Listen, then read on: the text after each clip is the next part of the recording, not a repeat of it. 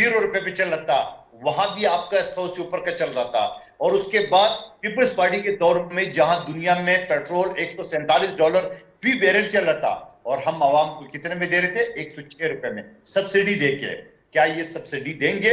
बल्कि इनका तर्जुमान वजारत खजाना को मैं कल किसी चैनल पे देख सुन रहा था, वो तो कह रहे हमारी मेहरबानी है, नहीं तो ये पेट्रोल ₹201 होना चाहिए, हमने तो इतना 800 पता नहीं कितने अरब जो है ना हमने नुकसान कर बैठे। सवाल ये है कि ये सारी चीजें लेके क्या सिंध के पास आते, और सिंध में किसके पास जाएंगे? पब्लिक तो हमारे साथ होंगे, पब्लिक तो हमारे साथ होंगे, और हम जाके लेकिन कादिर साहब, एक आध चीजें हमने जैसे देखी सिंध में, तो अंदरून सिंध में जाहिर है आपको हर दफा वोट पड़ता है, इसमें है बात, ये तो है एक चीज, ये मैं आफ्ताब साहब से पूछूंगी। लेकिन कराची स्पेसिफिक अगर मैं आपसे पूछूं, जो बढ़ते हुए रोज बरोज के स्ट्रीट क्राइम्स हैं, अथर मतीन सहाफी का जो मामला था वो आपके सामने है, वहां पर भी ये सिलसिला नहीं रुका। और बड़ी अजीब एक मायूब सी स्टेटमेंट हमने चीफ मिनिस्टर सिंध की तरफ से देखी, उन्होंने कहा कि महंगाई की वजह से ये लूटमार हो रही है। तो ये तो कोई सर डिफेंस ना हुआ ना, आप लॉयर हैं, क्या कोई भी बंदा जो महंगाई से तंग है वो क्या दूसरों को लूटना शुरू कर देगा? अच्छा मुना, ये खुदकशी लोग क्यों करते हैं? क्यों करते हैं? आप मुझे जवाब दें। इसी वजह से करते हैं। बिल्कुल करते हैं, बिल्कुल करते हैं, ये बात सही है आपकी। लेकिन ये तो कोई डिफेंस ना हुआ ना, कि अगर खुदकुशी तो इंसान कर रहा है, वो भी सरासर गुनाह है, क्राइम है, सब कुछ है, लेकिन दूसरे इंसान को आप मार रहे हैं, कत्ल कर रहे हैं, उसकी जान और माल से आपने उसको महरूम कर दिया, तो ये तो कोई डिफेंस ना हुआ ना। देखिए, बिल्कुल डिफेंस में आपसे एग्री कर रहा हूं कि 100% डिफेंस नहीं है, मगर वन ऑफ डिफेंस है। ठीक है, आप मुझे बताओ कि ये सिंध या कराची क्या अफगानिस्तान का एक शहर है? वो हमारा गेट नंबर 4 का वजीर दाखिला किधर है? क्या उसके अंडर ये सुबह नहीं आता है? ये शहर नहीं आता है? नंबर 1। दूसरी बात है, यहाँ 35 साल से रेंजर नहीं दिया, जिम्मेदारी नहीं है। क्या आईजी सिंध जो वफाक का नुमाइंदा है उसकी जिम्मेदारी नहीं है?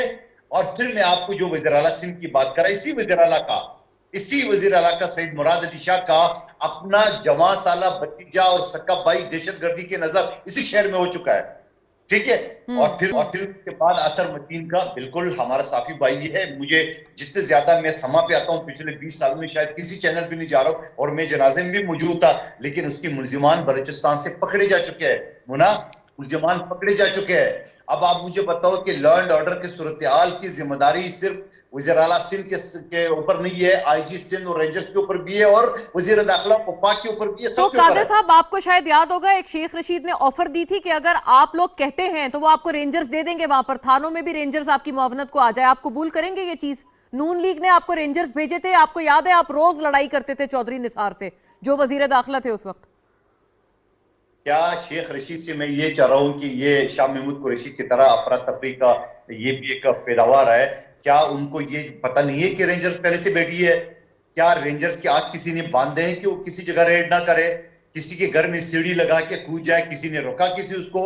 और फिर हर जगह, यकीनन मैं मानता हूं कि रेंजर्स ने अच्छा काम किया है, लेकिन ये कहना कि रेंजर्स थाने में मुतैनात कर दे, आप रेंजर्स को बदनाम करोगे। आप मैं रेंजर्स को उसी काम पे लगाओगे जो थाने के कुछ एहलकार लगे हुए हैं। आप रेंजर्स को आवाम के साथ रूबरू करके गुतम गुता करने के चक्कर में हो। रेंजर्स एक बाकी अदारा है, वो एक फोर्सेस का हिस्सा है, उनको अपने काम करने दो, जो कि कर रहे हैं, बड़े खुशआसलूबी के साथ कर रहे हैं, और इसी वजह से गवर्नमेंट उसको एक्सटेंड भी कर रहे हैं। सही कादर साहब, आपको पता है वो एक दूसरा मामला ये भी था ना कि पुलिसिंग राइट्स, आप सही कह रहे हैं, रेंजर्स तो है वहां पर, कराची में काफी अच्छी एस्टेब्लिशमेंट है रेंजर्स की, लेकिन पुलिसिंग राइट्स जो कि उनको एक्सक्लूसिवली दिए गए थे चौधरी निसार अली खान के दौर में। मैं लौटती हूं आपकी तरफ, लेकिन आफ्ताब साहब, रूरल सिंध में कोई इनकार नहीं है कि पीपल्स पार्टी का वोट मौजूद है। 2018 के इंतखाबात में भी उनको वहां पर भरपूर वोट मिला, जिस वजह से फिर सिंध हुकूमत उन्होंने बासानी बनाई। कोई एलाइज वगैरह का इस तरह का कोई किस्सा उन्होंने, आपको याद है, कभी भी नहीं किया है। तो ये जरा बताइएगा कि आप क्या इस चीज को एक्सेप्ट करते हैं कि उन वोटर बेस मौजूद है रूरल सिंध में, और क्या आप उसको हटा पाएंगे, उसको रिप्लेस कर पाएंगे? ये तो बहुत मुश्किल काम नहीं होगा आपके लिए, अगर आप ये करना भी चाहते हैं तो। अच्छा मुना, अभी आपने जो सवाल किया था मुंदुखेल से, उसका जवाब नहीं दिया उन्होंने। उसके बदले में उन्होंने एक अलग कहानी सुनाई। अच्छा, मैं इनसे ये पूछता हूँ कि इन्हों ये समझते हैं कि वफाक का किरदार है लॉ एंड ऑर्डर की सिचुएशन को बेहतर करने में, तो बिल्कुल है। हम अगर कहते हैं कि जी आप आईजी चेंज कर दो, आप हमें लिखें कि जी ये आईजी नालायक है, है, इसने लॉ एंड ऑर्डर की सिचुएशन को बेहतर नहीं किया, इसको चेंज कर दो। वफाक के पास इख्तियार है, आपका लेटर जाएगा, वफाक उसको चेंज कर देगा। एक बात, अगर आप कहते हैं मैं भी अभी हुकूमत से दरखास्त करूंगा कि रेंजर्स को वो मुकम्मल इख्तियार दिए जाएं जो माजी में मिले थे, ताकि ये कि कराची के अंदर लॉ एंड ऑर्डर की सिचुएशन को खत्म किया जा सके। देखिए ये बहुत कहना आसान काम है। जब हम ये करना जाएंगे, हम अगर कहेंगे हुकूमत को कि जी कोई इमरजेंसी लगा दो कि इस वक्त हालात बहुत खराब है कराची के अंदर, तो ये सबसे बड़े पहले हमें मुखालफत करेंगे। 18वीं तरमीम के सबसे बड़े वकील प्रोफेसर साहब हैं, और हम ये कहते हैं कि 18वीं तरमीम को रिविजिट करने की जरूरत है। इसकी वजह से बहुत सारी कमजोरियां हैं इसके अंदर, इसको रिविजिट किया जाए। तो जब हम ये बात करते हैं तो ये कहते हैं कि जी तोड़ने की बात हो रही है, सूबे के अंदर ये इंतशार फैलाने की बात कर रहे हैं। अच्छा, जहां तक रह गया अंदरूनी सिंध का जो आपका सवाल है, देखें ये 13 साल से या पहले से भी हुकूमत करते चले आ रहे हैं, बिल्कुल इनके पास ये इख्तियार मौजूद है कि ये जाते हैं, लेकिन आवाम वहां पर वोट किस तरह देती है आपको ये अंदाजा नहीं है मुना, कि वहां के सूरत हाल क्या है। वहां पर वेडेराइज्म, वहां पर ये शहर कराची या हैदराबाद नहीं है जहां पर लोग आजादी से अपने वोट का इख्तियार इस्तेमाल करते हैं। वहां पर आप मर्जी के बगैर, किसी वडेरे की मर्जी के बगैर उस गांव के अंदर से वोट डाल के तो देखे कोई है, वो आपको अंदाजा नहीं है वो किस तरह होता है। वहां पर वो वोट जो है सारे वडेरे के घर में जमा होते हैं और वो जाके उसका बंदा जाके डालता है, इसको कोई कवर नहीं कर सकता। ये एक पूरी एक स्टोरी है। लेकिन ये जो आवाम निकली है, जो आज आपका चैनल दिखा रहा है, ये जो निकली है, ये वो बहादुर सिंधी है, ये जो इतनी सारी तकलीफ बर्दाश्त करने के बावजूद जो है वो रोडों पर इसको, अगर इसका मतलब ये है कि वहां पे शहद की नहरें नहीं है तभी वो यहाँ निकले हैं, वरना वहां पर जो साफी गुफ्तगू करते हैं, जब साफी कोई बात करते हैं तो उनको मार दिया जाता है। ये आपके सामने पिछले दिनों साफियों को शहीद किया गया, तो यहाँ तो आवाज भी नहीं उठा सकते। इस आवाज के अंदर, इस हालात के अंदर अगर 26 इजलास से लोग निकल रहे हैं और वो मुखालफत कर रहे हैं हुकूमत की, सूबाई की हुकूमत की, तो ये इसकी बहुत बड़ी कामयाबी है।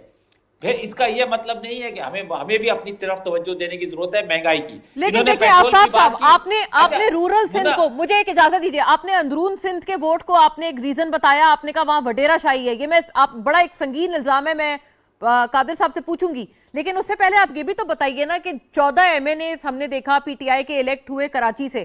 कादिर साहब गालिबन ये बात कर सकते हैं क्योंकि वो भी फैसल वाडा साहब की सीट पर इलेक्ट होकर री इलेक्ट होकर आए हैं। जब वो सीट उन्होंने छोड़ी तो फिर ये जिमनी इंतखाब वहां पर हुआ जिसके नतीजे में कादिर साहब जीते। तो वो ये भी तो बात करेंगे ना कि अगर उतना ही बेस आपका कराची में होता जितना 2018 में था, तो आपका कैंडिडेट जीता वहां से, जो आपका जीता हुआ हल्का था।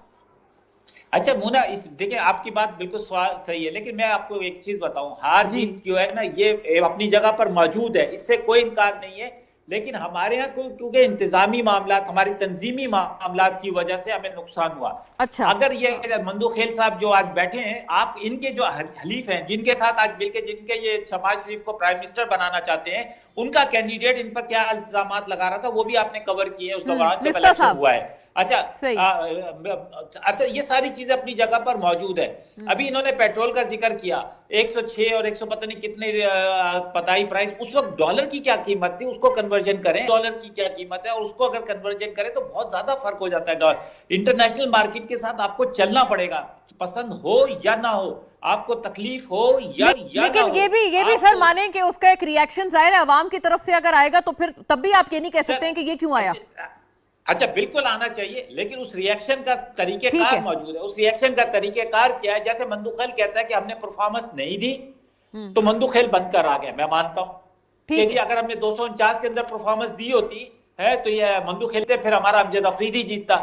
अगर अमजद अफरीदी नहीं जीता इसलिए कि जी हमने वहां पे कोई डिलीवर नहीं किया, तो 2023 के अंदर जब हम आवाम की अदालत में जाएंगे तो वो बेहतर तरीका है कि जब आवाम फैसला करेगी कि जी पीटीआई ने अपने 5 साल मुकम्मल किए और उसने कोई डिलीवर नहीं किया। ये आफ्ताब साहब मुझे इजाजत दीजिए, काफी सारी बातें मैं इनका जवाब मांग लूं मंदूखेल साहब से। जी मंदूखेल साहब, इल्जाम ये जो एक अंदरून सिंध के वोट के हवाले से लगाया है आफ्ताब साहब ने, इसको आप कैसे जस्टिफाई करते हैं? मैं, सही बात है, मैं कराची में पैदा हुई हूं, पली बड़ी हूं, मुझे कराची का पता है, लेकिन ये जो अंदरून सिंध की वो बात कर रहे हैं, इसके ऊपर मैं अपनी तरफ से कोई काउंटर एसच नहीं दे सकती हूँ। आप बताइए, आपके पास क्या कोई नॉलेज है? वडेरों के पास वोट जमा होते हैं, कोई इस किस्म की प्रैक्टिस है मौजूद? और आपकी जीत के हवाले से भी ये बात दुरुस्त है कि मिफ्ता इस्माइल साहब जो कि दूसरे नंबर पर आए थे आपके हल्के के इंतखाब में, उन्होंने भी बड़े संगीन इल्जामात लगाए थे कि ये पूरा जो आपका इलेक्शन था, बाय इलेक्शन था, वो मैनिपुलेटेड था? देखिए मुन्ना, पहली बात तो ये कि अगर सिंध में वडेरों की हाथ में इलेक्शन आए तो इनका मोहम्मद मियां सोमरो साहब और फेमिदा मिर्जा साहबा और बहुत सारे एमपी कैसे कैसे जीते, वो भी तो अंदरूनी से पहले जवाब ये है। दूसरा जवाब उन्होंने ये कहा कि कराची से मेरे वाले सीट पे इनका तंजीम या जो भी मामला था वो नहीं था, तो कम से कम दूसरे नंबर पे आते, तीसरे पे आते, चौथे पे आते, पांचवें पे आते, छठे पे आ गए। ठीक है, और फिर अगर यही बात मैं करूं जो 9 साल में इनकी पुख्तनख्वा साउथ पुख्तनख्वा, जहां मजबूत गढ़ पिशावर, जहां 12 में से 11 एमपी बैठे हुए, वहां पे पीडीएम जीत गई। पीपल्स पार्टी ने अकले तो मुफ्ता इस्माइल के एतराज का जवाब दे दें। सॉरी आफ्ताब भाई, थोड़ा सा इंतजार करें।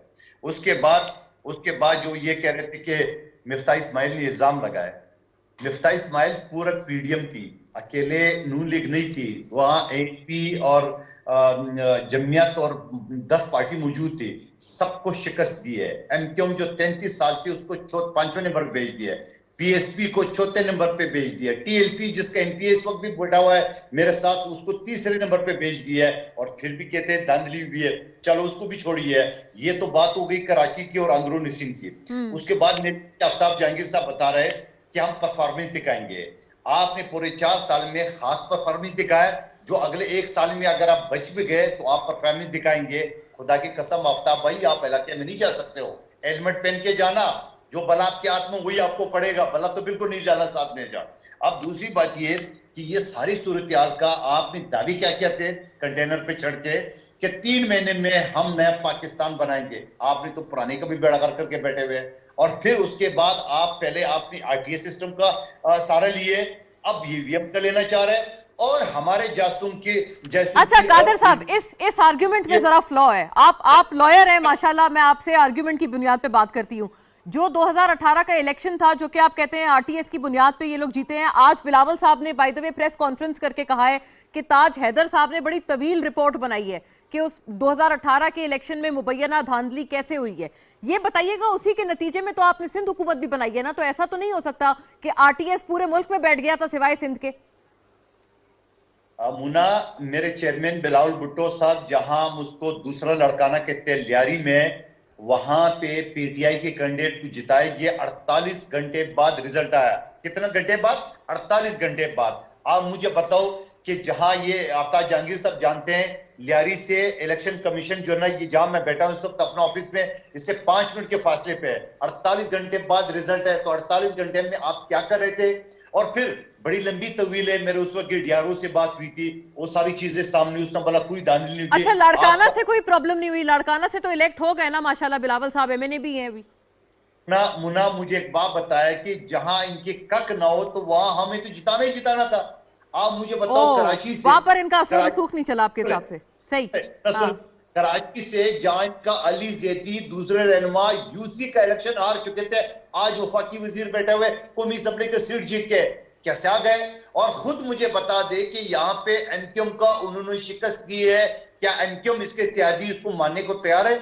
ये ओसामा कादरी साहब अगर लाइन पे आ जाए तो जरूर पूछे कि पीटीआई जो है ना मेरठ भी जीती है 2018 के इलेक्शन में, सबसे पहले वो मुखालफत करेंगे, धांधली हुई है। सवाल ये है, चलो धांधली से आ गए, आरटीएस सिस्टम से आ गए, जिस तरह से आ गए, आपने तो वादा किया था कि हम नया पाकिस्तान बनाएंगे 3 महीने में।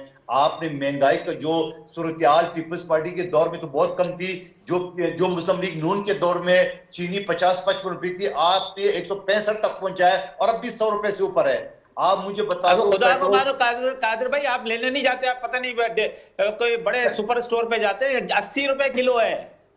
ले भाई, सुन ले भाई, तो मैं बिल्कुल खामोश बैठा होता। 80 रुपए किलो है ना यार, झूठ नहीं बोलो ना यार। 165 तो कभी भी नहीं गई। सर, वो डीसी रेट वाली हर जगह नहीं मिलती शायद, इस वजह से आफ्ताब साहब डीसी रेट वाली चीनी तो आप सही कह रहे हैं, लेकिन वो हर जगह तो नहीं होता ना डीसी रेट। नहीं, मिलती है 80 रुपए। यही तो हमारे डीसी का प्रॉब्लम है। कभी खरीदी 165 कभी खरीदी आपने? नहीं, 165 नहीं है वैसे। मुझे कराची का नहीं पता, कराची गए हुए मुझे 2.5 साल हो गए, तो मुझे कराची तो खैर गरीब इलाके में रहता है यार, वहां भी अगर 165 की बिक रही है तो फिर तो मैं मानता ही नहीं हूँ। मेरा सरकारी टीवी में भी हमें नहीं बोलने दिया। अरे मुना, आप अपना दिल पे हाथ रख के बता दे, अपने प्रोड्यूसर को बता दे कि बीच में 2 महीने पहले 165 रुपए तक कराची में, कोयटा में, पंजाब में नहीं पहुंची, अब वापस कम आ गई। 165 गई थी चीनी। ठीक है, सवाल ये कि आप ये बताओ कि आपने तो हमें चोर डाकू पता नहीं क्या कहा, आप तो दूध की जलेवे रियासती मदीना के ठेकेदार निकले, आपने तो उसे कम करना था, आपने उसे डबल कर दिया। सरिया नवाज शरीफ साहब के दौर में 75,000 टन था, आज 1,95,000 रुपए। वही आपने तो 70,000 में दे रहा था, आपने तो 50,000 में, आपने डबल से भी ज्यादा कर लिए। एक चीज मुनाफों में गिना दूं, इन्होंने कौन सा ऐसा नेक काम किया? अच्छा, कहते हैं पीपल्स पार्टी नून लीग 10,000 अरब लिए, आपने शुरू के 2.5 साल में 20,000 अरब ले चुके हैं। आज आपने स्टेट बैंक का IMF के हवाले कर दिया है, आज आपने पूरे पाकिस्तान गिरवी रख दिए। मैं नहीं कह रहा हूं आपका गवर्नर पंजाब कह रहे हैं, मैं नहीं कह रहा हूं आपके अपने नूर आलम खान कह रहे हैं, मैं नहीं कह रहा हूं आपका अमीर लाकत कह रहे, ये सारे लोग आपको अपने कह रहे हैं कि आपने तो तपाई की महंगाई की दाने पे पाकिस्तान को खड़ा कर दिया है। और अब आप प्रेस कॉन्फ्रेंस करेंगे, मुझे मुना यकीन है आपका सरकारी टीवी जरा ये भी चला ले, प्रेस कॉन्फ्रेंस इमरान याजी साहब पीर के दिन कर रहे हैं, असद उमर की स्लाइड चल रही है, या तो ये इस्तीफा देगा या ये असेंबली तोड़ेगा, दोनों में काम करेगा। लिख ले मेरी बात रिकॉर्ड करके। नहीं कादर साहब, इसमें आप बिल्कुल बेफिक्र हैं। देखिए, हम लोग सरकारी टीवी होने के बावजूद भी माशाल्लाह आपको हम लोगों ने फुल थ्रॉटल कवर किया है, और मैंने तो कभी सच्ची बात है अपोजिशन के बगैर इसीलिए प्रोग्राम नहीं किया है।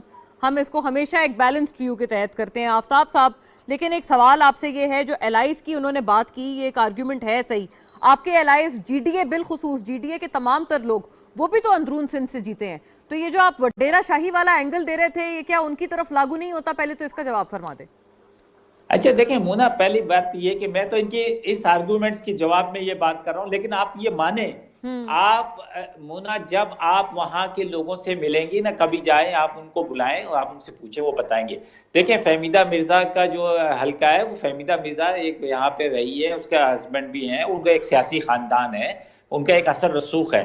अच्छा, वो भी माशाल्लाह इसी तरह से मियां मोहम्मद सुमरो साहब है, उनको इन्होंने चैलेंज किया था दोबारा, आपको पता है इलेक्शन कमीशन ने उनको और अदालत ने दोबारा उनको क्लियर किया है, ये सारी चीजें। लेकिन मैं आपको हकीकत बता रहा हूं कि आप हैरान हो जाएंगे कि ऐसे ऐसे रिजल्ट आते हैं सामने कि जो तसव्वुर भी नहीं किया जा सकता।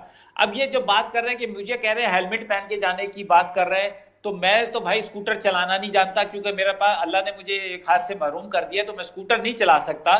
तो हेलमेट तो स्कूटर वाले पहनते हैं, तो ये स्कूटर जो है ये लोग चलाएंगे इंशाल्लाह। लेकिन मैं अपने हल्के में होता हूं। उन्होंने स्कूटर के बगैर भी कहा है कि आप हेलमेट पहने। अच्छा, अभी आपको आपकी जो कोऑर्डिनेटर है, प्रोड्यूसर है, उन्होंने मुझे फोन किया, तो मैंने उनसे ये कहा था कि मैं अपने हल्के के अंदर हूँ, हाँ। और मैं वहां से अगर टाइम निकाल कर इंशाल्लाह जरूर कोशिश करूंगा आने की। तो मैं अपने हल्के से आया हूँ आपके पास, समझे ना, तो इसलिए मैं हल्के में रहता हूं। तो मैं आपको मंदू खेल साहब को भी दावत दूंगा और आपको भी दावत दूंगा कि आए, आप मेरे साथ बैठे, हम चल के किसी भी हल्के में चलते हैं, किसी कोने पे चाय बैठ के, जहां आपका दिल चाहेगा मंदू खेल का, उस जगह बैठकर चाय पियेंगे।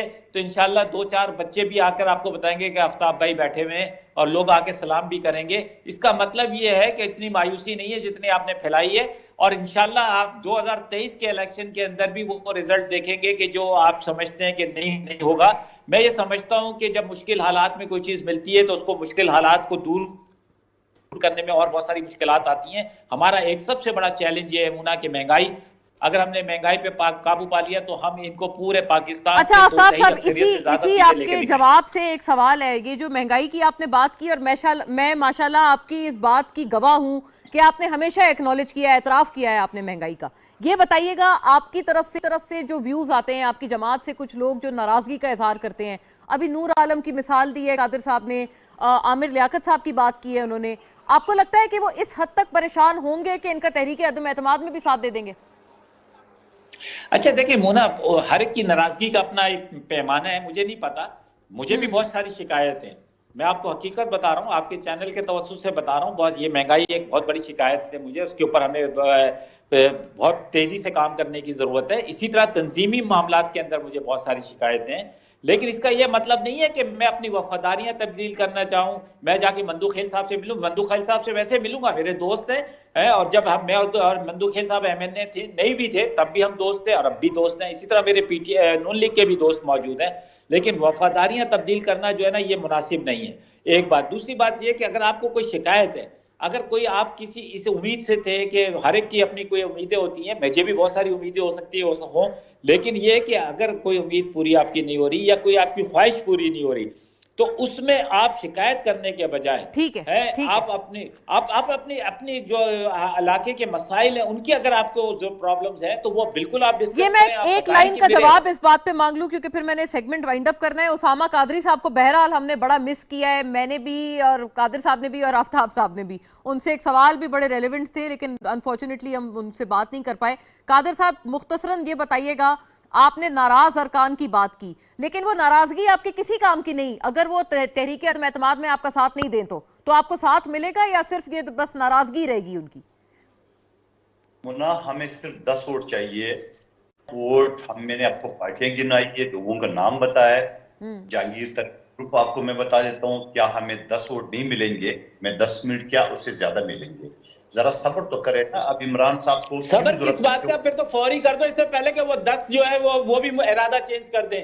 मंदुखेल भाई वो इरादा चेंज कर देंगे, जल्दी करो, कल ही कर ले आओ तहरीक जी। आप तो सब्र करें। अब इंशाल्लाह 10 से गाड़ी निकल जाएगी कादिर साहब जी। और गाड़ी निकल जाएगी, पहले आप पे सुन तो ले मेरे भाई, 10 से ज्यादा हम लेंगे।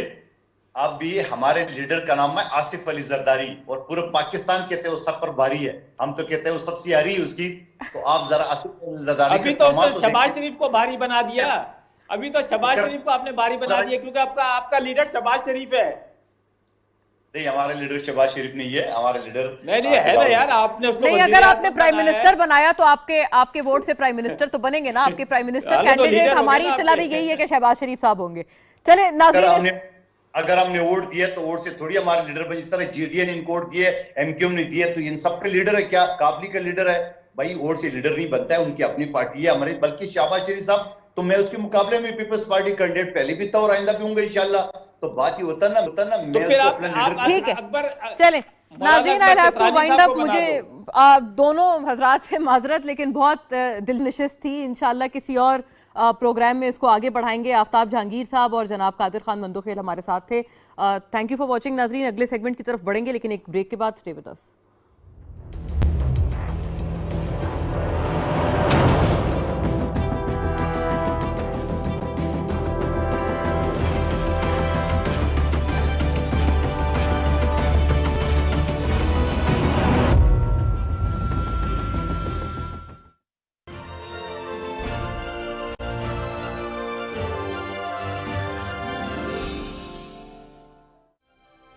खित्ते में तज़वीराती सफारतकारी के नए दौर का आगाज। वज़ीर आज़म इमरान खान का कामयाब दौरा रूस, इलाकाई अमन और इक्तिसादी शराकत दारी पर दो तरफा इत्तफाक, तवानाई, तिजारत समेत मुताद्दद शोबों में इश्तराक के आज़म का इजहार, अफगानिस्तान की इक्तिसादी मदद जारी रखने का ऐलान, इस्लामोफोबिया के खात्मे के लिए दोनों मुल्कों की क़यादत पर आज़म। वज़ीर आज़म का आलमी और इलाकाई तनाज़ात को बातचीत के जरिए हल करने पर जोर, पाकिस्तान की आज़ाद खारजा पॉलिसी और पुरअमन सफारतकारी का बेहतरीन मजहर। वज़ीर आज़म इमरान खान का कामयाब दौरा रूस।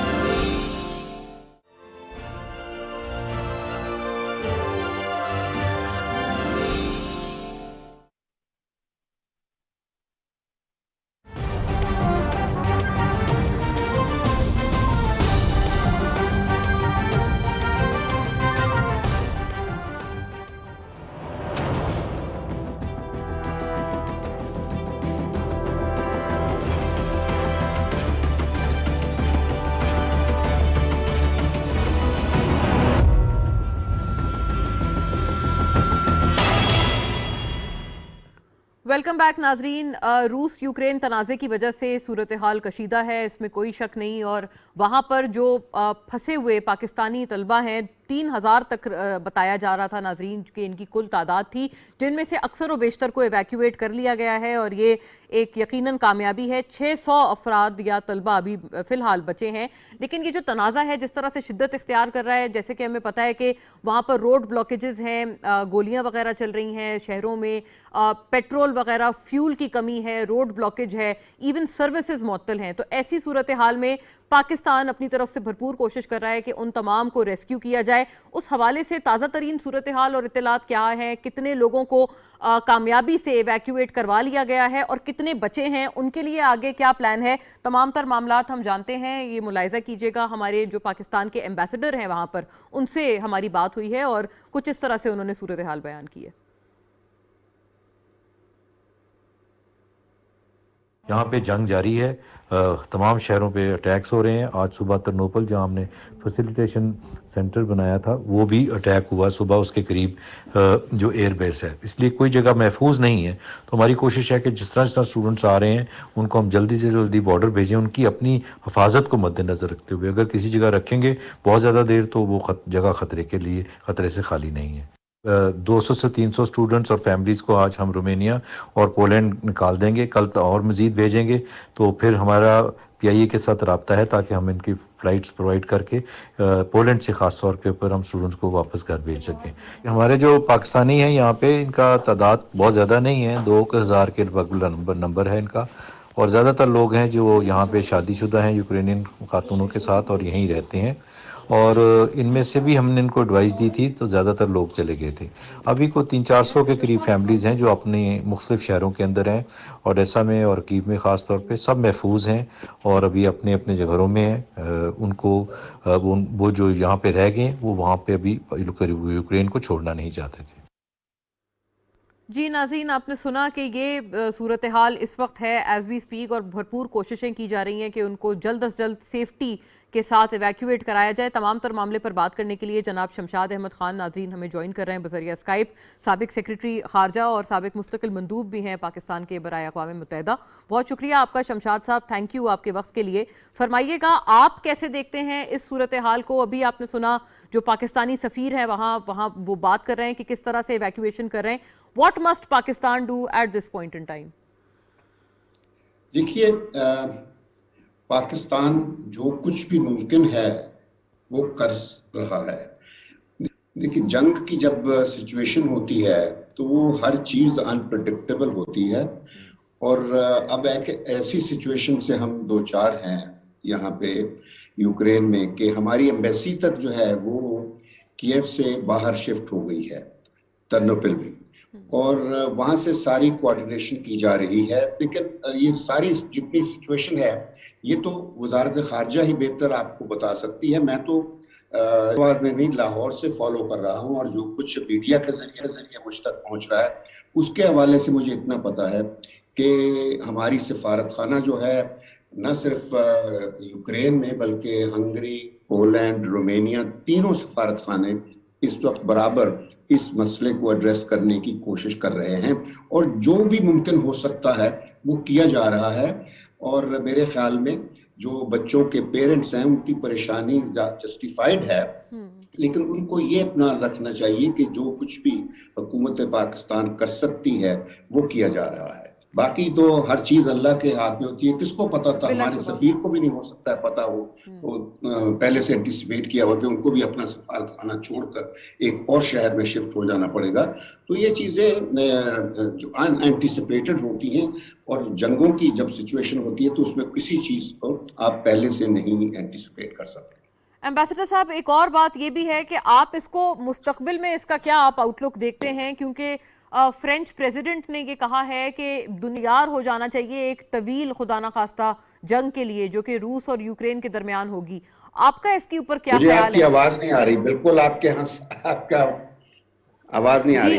आई बेग योर पार्डन, मैं अपना सवाल रिपीट करती हूँ। मैं ये अर्ज कर रही हूँ एम्बेसडर साहब कि आप इसके मुस्तकबिल का आउटलुक क्या देखते हैं, क्योंकि फ्रेंच प्रेसिडेंट ने कहा है कि दुनिया को एक तवील जंग के लिए तैयार हो जाना चाहिए खुदा न ख्वास्ता। राइट नाजरीन, मैं रिकनेक्ट करने की कोशिश करती हूँ शमशाद अहमद खान साहब से, और जैसे कि आपने बताया और हमने सुना भी अपने जो वहाँ सफ़ीर हैं उनसे कि वो मुकम्मल कोशिशें कर रहे हैं, भरपूर कोशिशें कर रहे हैं कि इवैक्यूएशन जल्द अज जल्द कराई जाएँ। और तमाम तर मामला नाजरीन, फ्रेंच प्रेसिडेंट ने भी ये बात की है कि एक खुदा न ख्वास्ता ये प्रोलॉन्ग होता हुआ एक मामला हो सकता है, लेकिन पाकिस्तान ने इसमें बड़ा कैटेगोरिकली क्लियर होते हुए ये बात की है कि हम किसी भी ब्लॉक पॉलिटिक्स का हिस्सा नहीं है। और रूस का जो दौरा था वजीर आज़म इमरान खान का, उसके बाद जो पाकिस्तान का जो एलामिया था उसमें भी ये बात इसी वजह से कैटेगोरिकली क्लियर और बड़े साफ अल्फाज में रखी गई है और उस एलामिया में शामिल की गई है कि ये तमाम तर मामला किसी बातचीत से ही हल हो तो ठीक है, जंग किसी भी मसले का हल नहीं है। एम्बेसडर साहब को मैंने रिकनेक्ट किया है। जी एम्बेसडर साहब, आई होप कि आप तक अब मेरी आवाज़ पहुंच रही है। मैं आपसे ये अर्ज कर रही थी कि फ्रेंच प्रेसिडेंट तो कह रहे हैं कि एक लंबे अरसे के लिए तनाज़ा चल सकता है और दुनिया को तैयार रहना चाहिए। आपका इस पे क्या फ्यूचर आउटलुक, आप कैसे देखते हैं, आपका इस पे क्या रिमार्क है? ये बदकिस्मती की बात है कि एक तरफ से अमन की बात हो है, चीन ने तो बहुत बड़ा के सदर ने उन्होंने यही कहा कि अगर ये पोजीशन मुकम्मल तौर पर जस्टिफाइड है, वो किया गया है, लेकिन उसके बावजूद इस मसले का हल नेगोशिएशन और एंगेजमेंट के जरिए से होना चाहिए। तो जब एक तरफ से इस किस्म के बयान आ रहे हों, उस वक्त फ्रांस के सदर की तरफ से ये जंगी किस्म का जो बयान है, ये बहुत ही अजीब लगता है और इससे इनकी कुछ इंटेंशन का भी अंदाजा हो रहा है कि इनके कुछ इरादे दुरुस्त नहीं हैं। और लेकिन अगर इन्होंने रूस को मजीद कॉर्नर में लगाने की कोशिश की तो मेरे ख्याल में फिर वो सूरत हो सकती है जिसकी फ्रांस के सदर बात करते हैं। लेकिन अभी जैसे कि हमने देखा, कोई इसमें मीडिएशन की कोई उम्मीद रखी जाए? शमशाद साहब आइएगा कि कोई मीडिएशन कराए या इन दोनों फरीकैन के दरमियान कोई सुलह सफाई हो। Will there be any mediators on the play? जी, मीडिएशन कोई रवायत नहीं हमारे यहाँ। यूनाइटेड नेशंस तो मीडिएशन बहुत अरसे से उसने उसका चैप्टर बंद करके रख दिया हुआ है, जब से का मसला और फलस्तीन के मसले बाकायदा अक़वाम मुत्तहिदा की आर्काइव्स में बंद हो गए। तो मीडिएशन का तो सवाल ही पैदा नहीं होता, कौन मीडिएशन करवाएगा? यहाँ तो एक तरफ एक रूस है जो अपने आप को एग्रीव पार्टी कहता है और दूसरी तरफ एक जंगी जिसको कहते हैं कि band wagon, military band wagon जो है कोलिशन के तौर पर, जिसमें 20, 25, 30 मुल्क इकट्ठे हो जाते हैं। जहां भी उन्होंने जंग चलानी होती है तो वो नेटो का पक्ष उड़ाकर जंगें शुरू कर देते हैं। तो यहाँ मीडिएशन की बात नहीं है। यहाँ ये जो दोनों पार्टीज हैं, जब तक ये नहीं सोचेंगी कि इस मसले का हल बातचीत के जरिए होगा तो उस वक्त सिचुएशन में कोई तब्दीली नहीं आएगी। और वो बातचीत का जो एंड रिजल्ट होना चाहिए, जो रूस का जो कंसर्न है, वो मीट करना पड़ेगा इनको। उसके बगैर कोई हल हो नहीं सकता। क्योंकि मुझे याद है नवंबर 1989 में जब बर्लिन की दीवार गिरी थी और जब सोवियत यूनियन को अफगानिस्तान से रिट्रीट करना पड़ा था, तो उस वक्त अमेरिका ने यकीन दहानी दिलाई थी उस वक्त की सोवियत यूनियन जो टूट रहा था, गोर्बाचोव को ये कहा था कि अब हमारी तरफ से नेटो की जानिब से 1 इंच भी हम मशरक की तरफ नहीं मूव करेंगे। लेकिन उस यकीन दहानी को जल्दी ही तोड़ दिया गया, उस पर अमल नहीं हुआ और फिर नेटो बराबर एनक्रोचमेंट करता गया और जो बाल्टिक रियासतें थी, वार्सा पैक्ट की रियासतें जो रूस सोवियत यूनियन से अलग हो चुकी थी, उनको भी आहिस्ता आहिस्ता सबको नेटो का हिस्सा बना लिया गया। अब ये कि 2 रियासतें रह गई, एक यूक्रेन है और जॉर्जिया, इस पर भी इनकी नजर है और इसके नतीजे में रूस ने पहले से क्लियर कर दिया था कि ये जो रियासतें हैं ये हमारे लिए बहुत अहमियत की हामिल हैं। ये बिल्कुल उसी तरह है कि अगर मैक्सिको में सोवियत यूनियन जाकर अपना इसी किस्म की इंस्टॉलेशन कर दे तो अमेरिका कैसे रिएक्ट करेगा? तो अमेरिका को ये बातें सोचने की जरूरत है। और जब तक ये रूस को यकीन दहानी को गारंटी नहीं दी जाती कि अब नेटो को यूक्रेन में कोई जगह नहीं दी जाएगी जो बॉर्डर पर है, और वैसे भी यूक्रेन जो है ये 300 साल से सोवियत यूनियन का या रूस का हिस्सा रहा है और इस हत्या के एक इनका बड़ा लीडर जो रूस का था, सोवियत यूनियन का था, निकिता खरुश्चेव, वो यूक्रेनियन था। और इसी तरह जॉर्जिया का जो एक बड़ा लीडर था स्टालिन, वो जॉर्जिया से था, सोवियत यूनियन का जो बड़ा लीडर था। तो ये 2 रियासतें सोवियत यूनियन या रशिया के लिए बहुत अहमियत के हामिल हैं और इस पर वो मेरा नहीं ख्याल कि रशिया जो है, प्रेसिडेंट पुतिन जो है, वो किसी किस्म का भी कॉम्प्रोमाइज करने के लिए तैयार होगा। अभी वो प्रैक्टिकली तो तकरीबन यूक्रेन पे हमला कर दिया है, लेकिन मैं नहीं समझता कि पुतिन का मकसद है कि यूक्रेन पर कब्जा किया जाएगा। कि यकीनन वहां पे वो चाहेंगे कि वहां पर ऐसी हुकूमत होनी चाहिए जो रूस के लिए कोई खतरा ना बने, नेटो को वहां पर कोई जगह न दे। यानी तो आपका एम्बेसडर साहब बड़ा क्लियर ये व्यू है कि ये अपने डिफेंस में ये तमाम तर जो कार्रवाई है वो रूस कर रहा है, लेकिन जो पहले अपने ऑफेंसिव खत्म करने का जो एक तकाजा है वो यूक्रेन के ऊपर ज्यादा लागू होता है। एब्सोल्युटली यूक्रेन और यूक्रेन के जो पुष्ट पर बैठे हुए हैं उन पर है। Correct, fair enough. हाँ। जी बहुत शुक्रिया आपका। शमशाद अहमद खान साहब नाज़रीन थे और बहुत कैटेगोरिकली क्लियर होकर उन्होंने ये बात की कि जो पहले ऑफेंसिव हैं वो ख़त्म होने पड़ेंगे और फिर उसके बाद जो रूस का एक डिफेंसिव रिएक्शन है फिर उसके बाद वो उनको डेफिनेटली फिर ख़त्म करना पड़ेगा। नंदलेस उम्मीद यही है कि वहाँ पर जो फंसे हुए पाकिस्तानी हैं उनको जल्द से जल्द इवैक्यूएट सेफली कराया जाए और तमाम तर मामले पे हम नज़र रखेंगे और उसको ऑन द फॉलो अप भी अपने प्रोग्राम में रखेंगे। फिलहाल के लिए इतना ही। Thank you for watching. अल्लाह हाफिज़।